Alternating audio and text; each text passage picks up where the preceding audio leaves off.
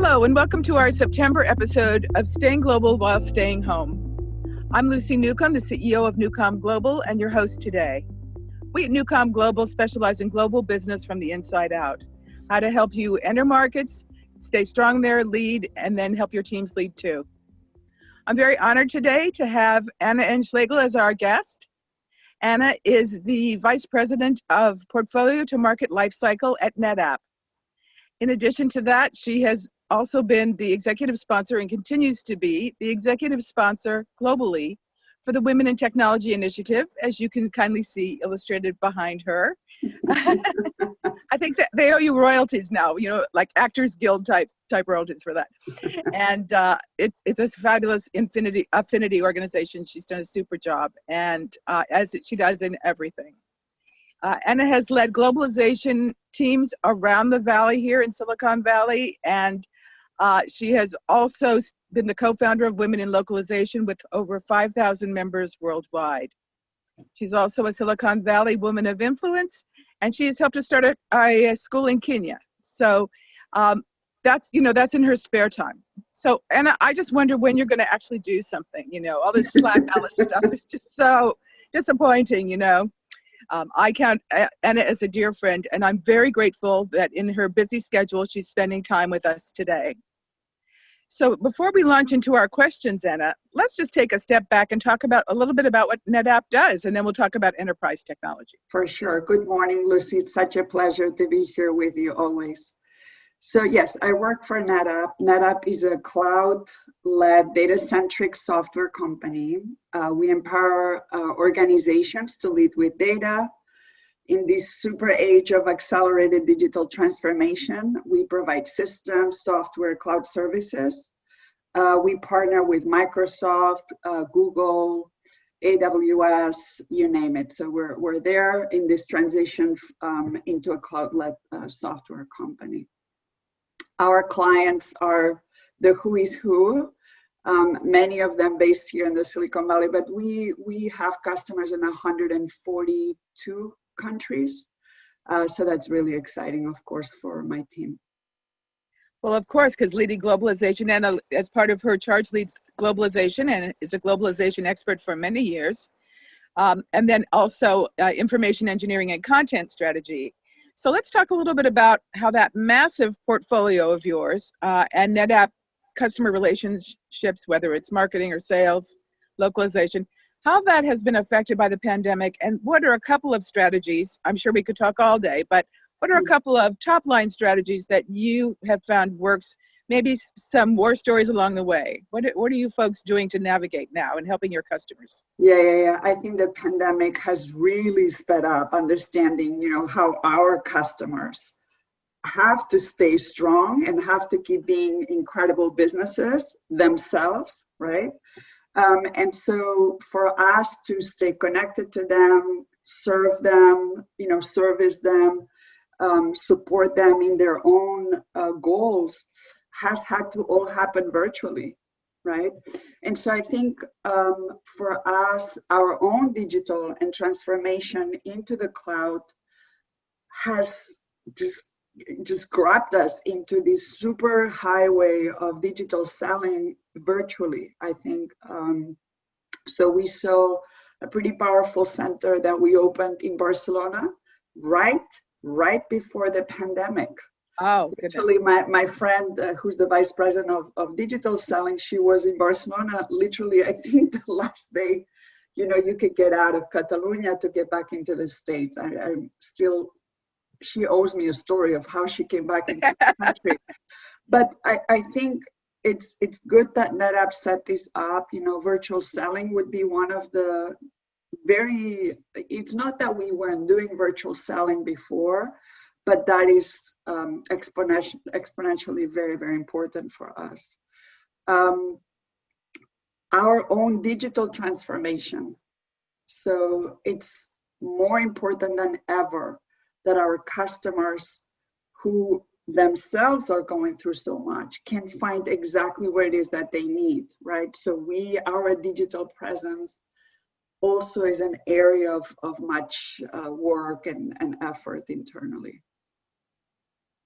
Great, thank you. And I know that you're not on the sales team, so I just wonder if you have any insights about how any of the sales process has changed, just anecdotally, because that's not really your day to day. Well, but yes, I think this virtual selling, right? And also because we are going into data-centric software company direction, where NetApp, is a 25-year company, maybe off a year or two here, where everything was on-prem. Even when I started at NetApp 11 years ago, we were all running around the major storage solution that's called ONTAP, Right. that powers most of the data centers around the globe. Now, we're not just that. That is still our bread and butter, and as we call it internally, the cash cow. Right. But we are moving into this cloud era very, very fast. Again, working with the 3 public clouds that matter the most, and so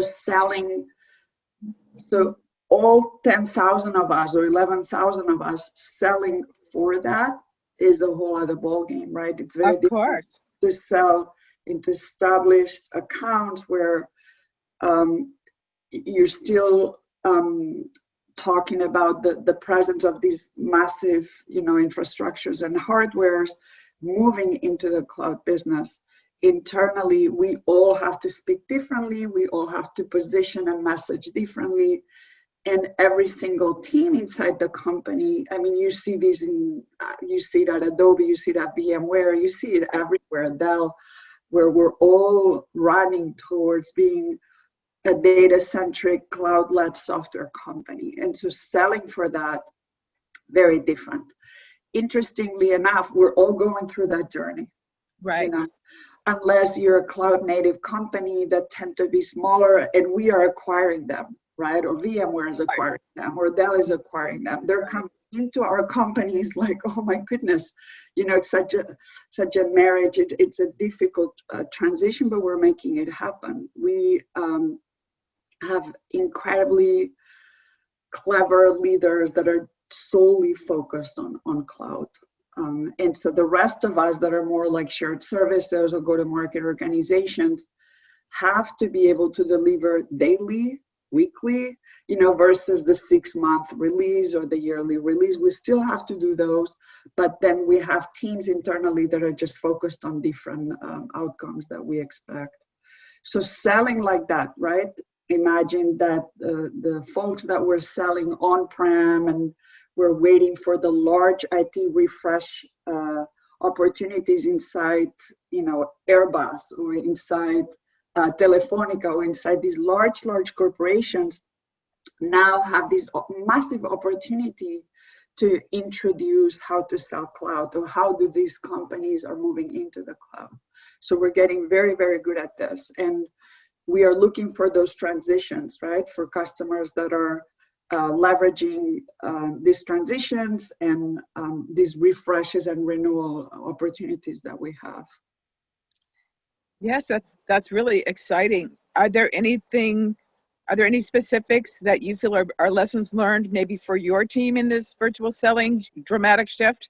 Like you said, it used to be like we would do demos online, but still go see customers or something like that. Now everything happens online. And from a globalization point of view, it must be interesting because probably, although everyone around the world is making these shifts, I would imagine that you might be a pace or two ahead of your prospects and customers, and you kind of have to be in a way. We have to be way ahead of them. What do they need? How are they going to download it? What region in the world?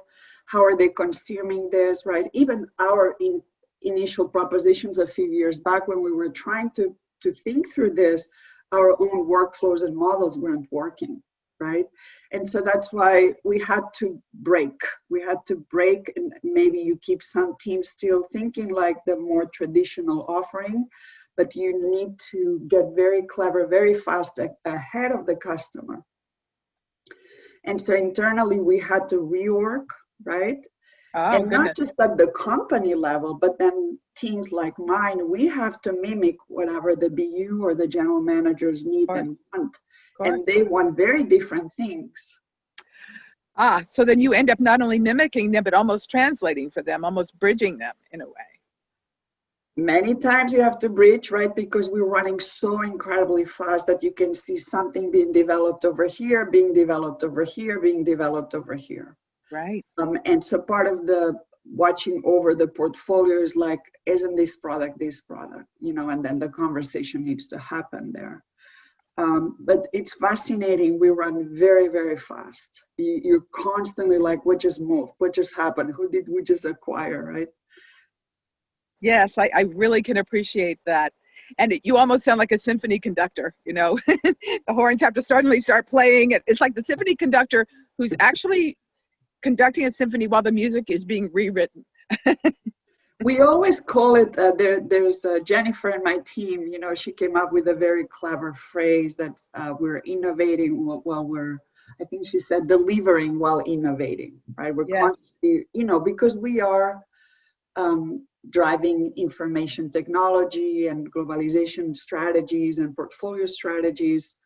So we have internal SLAs, but at the same time, we break things and we innovate and we are working on patents and so it's a lot of fun, and it keeps it very interesting because we really work with very sharp people. Great. It's almost like intoxicating, right? That's wonderful. Well, we're all kind of in this mode of constant presence, constant unfolding presence, and kind of adapting. And yet you had to shift very quickly to a proactive, which I don't think people who are in tech like us necessarily think of storage as a proactive technology, but it's almost like, it tends to be people create stuff and then you store it, and it's a fairly sequential kind of thing. But you are now running ahead of what the storage might be and might look like. And with all the Zoom meetings we have and everything being online, I would hope that in some ways that would be a good thing for your business. It's a great thing. And I know that our CEO gets personal phone calls from very large customers that I think all of us are using. Like, please be there for us, Oh. So you can't let telephone, service providers go down. You have to be so incredibly behind these large companies. I mean, we are serving, the top 100 Fortune companies in the world. And so being there for these customers is so important. And we hear it at certain levels. You hear, the stories. And so we obviously have incredible global account teams that are very focused on our top customers. But again, we have more than 45,000 customers, right? It's amazing. Obviously, they're all not selling the same or investing the same, or we don't have equal partnerships. We also have a lot of innovation partnerships with NVIDIA, or obviously with the three cloud public cloud providers. So yes, I don't know. Sometimes, thank God we're 10,000 and then we're well structured. When you're in it, it's quite a lot to observe and service, but I think we are well structured internally, to keep up with this. And the pandemic has brought in a lot of conversation in speeding up the amount of data that these customers need. Without data, without their customer data, without their customer information, they're nothing. They can't reach them, they can't interact, they can't transact, they can't return, they can't support. And so we are literally, very, very important to their foundation on how they run. Perfect. Well, that leads into another question.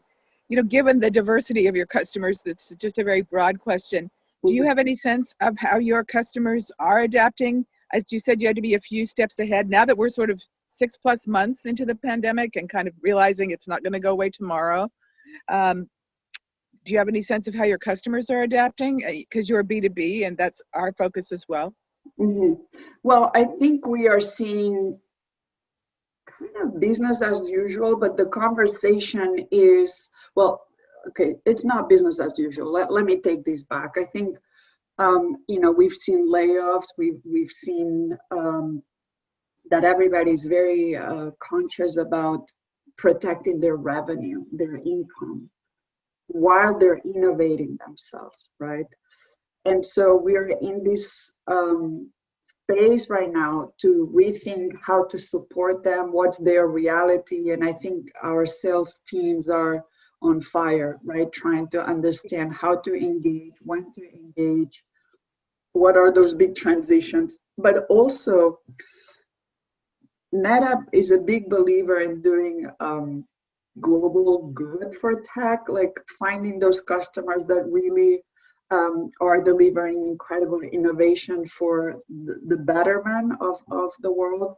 And so, yeah, I think it's a mix of, we are going to see some customers that are shutting down or they're reducing, but then those that are leapfrogging or those that are using this as an opportunity, we're definitely there with them, for them, working with them. We have an executive business center that we call the data center, the visionary data center, and we're doing that virtually now. Oh, and great. So we're hearing constantly, what the customers are going through. Insurance companies, car companies, airlines, social media companies that have a fruit in them. Very, very important that we're right there with them. Their situations are all very, very different. But their number one goal is to stay strong and to keep delivering their products, right? Yes, I think that it can be one of those times of crisis where just staying standing is victory. We're used to leaping ahead here in the Valley, and, as you've said many times in the conversation, fast is often the name of the game. But stability. Yeah, and then you do see who's doing really well, right? Yeah. There's some companies that are doing extremely well. I mean, you just need to look at Amazon or Apple, Facebook, these companies, Workday, I think it's doing extremely well. So yes, different realities. And so we're constantly trying to understand who are these customers and how to serve them and how to align our teams to support them. That's exciting. I have to say that as you're talking, the what's coming through is a high level of agility. For such a large company, you seem to be committed to doing what you can to be agile, and move with both the pandemic and the customers of the customers. Because if we're doing B2B, of course, they have customers. Lots of focus. I think the portfolio now is more rigid and more strict, better observed of really why is it that we're doing this thing? What is it that the customer needs? What's the business outcome that we need? Which is good, but also maybe stopping some innovation, but I think it's okay. I think going back to our core is very, very important. Our AFF growth, our object storage growth, while we transition into this cloud. Exciting, and helping others get there too, because probably many of your customers were in that transition also. And then, of course, your relationship with the 3 public big cloud vendors also in transition. Everybody was kind of having balls in the air, and it sounds like you're all catching them pretty well and actually throwing a couple of new ones along the way. Trying. Yeah. Well, you're still smiling, and it's Friday, so I'm going to assume those are good things. Those are good things. We just had we reported to analysts this week, and I hope, if people are interested, we're doing pretty well here. I'm very glad to hear that. And I'm sure your customers, now that they're incredibly even more dependent on you, I'm sure they're very glad to hear that. So Anna, just wrapping things up, I hear a couple of new things that have come up for NetApp in light of the pandemic. We always try to look at what are the opportunities emerging that might not have emerged, sort of the silver lining, if you like. It sounds like digital transformation accelerated and new levels of responsiveness accelerated. What other opportunities do you think came forward for NetApp as a result of the pandemic and navigating the challenges? I think one thing that I didn't talk about is learning who works at NetApp. It's been so stressful, right? To work at home with little kids and not knowing if you can be in the street and if your neighbor is going to give you corona or Charming, right? it's all very, very charming, yes. And then here in the Bay Area, well, all of the West Coast of the United States, we are very effective with the wildfires. I know Colorado, same thing. East Coast, they had tornadoes. I mean, it's just all a lot. And so we are spending a lot of time internally to understand what is it that we need to do for ourselves. So for example, next week we're going to have a wellness day where we had a mid-year shutdown week. I think we're thinking that towards Christmas we will also have a shutdown. There's been a lot of town halls, a lot of executive communication that's very real. Not just to talk about the products and how we're going to win and who do we partner with, but there is a lot of discussion around diversity, right? We've seen also all the Black Lives Matter Great. coming to the forefront. It's really smacking us in the face, right, in our society these days. And we are having these conversations internally. I am very proud of that. Congratulations. I'm sure you're a leader in that, in your own, special way. I'm sure that you are creating space, if nothing else, creating space, if not, directly advocating for those things. Yeah, and I think our level folks are very aware, and they're hosting a lot of listening sessions, and many VPs are having town halls, and I don't know, some people are getting, you see some people want to participate and some people prefer to stay away from that, which is fine. We are a lot of people. And we are very diverse, and we have, dozens and dozens of cultures inside the company. So I'm very happy to see that we're actually, while we're running so fast, we're also very conscious that, parents are really struggling. We have a lot of single parents, single moms. Yeah. How is all of these affecting us, right? So that's also very, very important. And something that companies, I participate in tons of panels, and everybody's trying to see, like, how are we going to retain talent, right? And keeping people as happy as possible inside these very difficult times. Great. Well, that's the whole focus of this program, is how to talk with global leaders around the world who are sitting in seats like yours. How can we learn from one another? How can we perhaps share insights, or if nothing else, just inspire each other to keep going and keep reaching? Anna, thank you so much for your time today.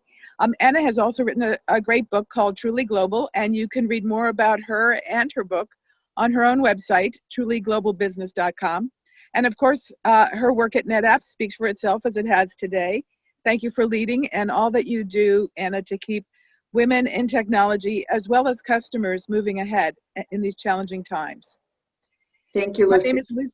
Oh, my pleasure. We hope we'll have you again, and look forward to talking to you, in 6 months to see, kind of looking back through the rear view mirror, how this all went for you. But I have to really give you a lot of applause, because it sounds like you're all being very real in a very classic corporate environment, which is not easy, about, what are the challenges? How can we be ahead of our customer, moving from the back of the road to the front of the class really fast, and do it well, because you can't just do it. You have to do it very well, right? So congratulations. I think it's inspiring to speak with you today, as well as instructive.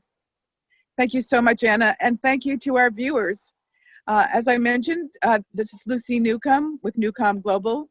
We handle global business from the inside out, and we'd love to help you navigate these challenges too. Next month, we'll be honored to have Eileen Nandi, who's the Minister Counselor for the U.S. Commercial Service in India.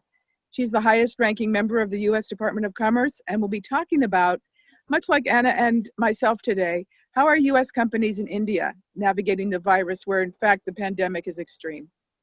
So thank you again, Anna. We wish you every success. Every success to all of you. Please stay healthy and well, and let's keep global. Bye-bye. Bye.